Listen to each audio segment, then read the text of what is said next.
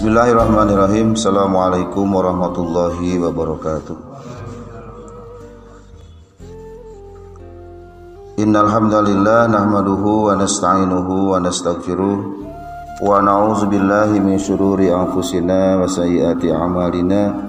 May yahdihillahu fala mudhillalah wa may yudlilhu fala hadiyalah.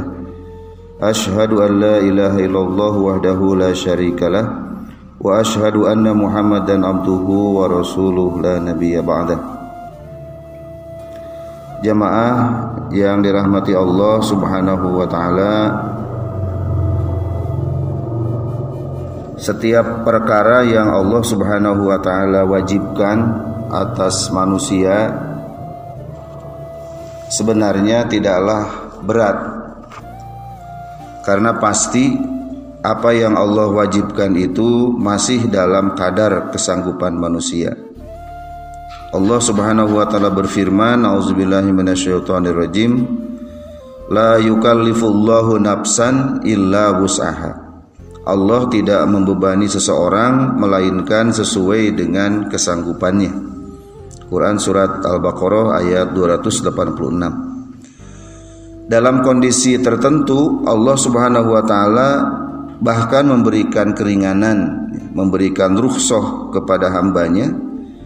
Jika tidak mampu sholat sambil berdiri misalnya, Allah membolehkan sholat sambil duduk. Atau jika tidak mampu juga sambil duduk, Allah membolehkan kita melaksanakannya sambil berbaring. Begitu juga dengan saum Ramadan. Yang sakit atau yang dalam perjalanan, jika tidak sanggup untuk melaksanakan saum, maka boleh untuk tidak saum, tetapi wajib mengqadanya pada hari yang lain. Demikian seterusnya. Jadi pada saat Allah mewajibkan sesuatu kepada manusia, jika tidak sanggup melaksanakannya berdasarkan kehendaknya, Allah memberikan rukhsah. Yuridullahu bikumul yusra wala yuridu bikumul usra. Allah menghendaki kemudahan bagi kamu dan tidak menghendaki kesukaran atas kamu. Wa ma ja'ala 'alaikum fid-dini min harajin, kata Allah. Tidaklah Allah menjadikan agama Islam ini merupakan suatu kesempitan bagi kalian. Nah, jadi jelas bahwa dalam kondisi normal setiap kewajiban atau ibadah yang Allah wajibkan kepada kita sebenarnya tidaklah berat. Setiap sholat ya paling-paling menyita waktu 5 menit atau 15 menit. Begitu juga dengan saum, sebenarnya juga tidak berat, karena dalam satu tahun hanya 1 bulan. Dalam satu hari hanya 12 atau 14 jam saja. Bahkan diawali dengan sarapan, dengan sahur, diakhiri dengan kita berbuka. Apanya yang berat? Sebenarnya tidak ada yang berat dalam perintah Allah itu. Kita hanya diminta untuk menahan diri, ya, tidak makan di siang hari pada bulan Ramadan untuk bisa melaksanakan saum Ramadan, dan tidak ada orang yang meninggal gara-gara melaksanakan saum Ramadan. Begitulah seterusnya dalam berbagai kewajiban yang Allah bebankan kepada kita, sebenarnya kita pasti bisa untuk melaksanakannya. Dan Allah Subhanahu wa taala telah memberikan banyak keutamaan kepada kita pada saat Allah Subhanahu wa taala telah memberikan perintahnya kepada kita, asal melandasinya dengan keimanan dan mengharapkan pahala dari Allah. Man shoma ramadhana imanan wa ihtisaban ghufira lahu ma taqaddama min dambihi. Dihapusnya dosa-dosa kita adalah jaminan dari Allah kepada orang-orang yang saum, asal didasari dengan keimanan dan hanya semata-mata mengharapkan ridho Allah. Walis-shaimi farhatani, farhatun hina yuftiru wa farhatun hina yalqa rabbahu. Ini juga keutamaan yang Allah berikan kepada mereka yang saum, yakni akan diberikan 2 kebahagiaan. Yang pertama pada saat berbuka, dan yang ketiga pada saat nanti di yaumul akhir bertemu dengan Allah Subhanahu wa taala. Jamaah sekalian, jika untuk mengerjakan kewajiban diperlukan kemampuan, diperlukan kesanggupan, maka tidak sama dengan pada saat kita diminta untuk meninggalkan keharaman. Jadi meninggalkan keharaman itu sama sekali tidak butuh kemampuan, bahkan tidak butuh biaya, ya. Misalnya tidak minum minuman alkohol, itu kan tidak perlu biaya karena memang tidak ada biaya yang kita keluarkan untuk membeli minumannya ya. Tidak berzina, tidak berjudi, itu kan tidak butuh biaya ya. Jadi untuk meninggalkan keharaman berbeda dengan melaksanakan kewajiban. Untuk meninggalkan keharaman itu tidak perlu biaya, tidak perlu kemampuan apapun, hanya sekedar meninggalkan saja. Disinilah selain dari kita diminta untuk melaksanakan kewajiban, juga Allah memerintahkan kepada kita untuk meninggalkan keharaman. Dan diantara keduanya terdapat perbedaan.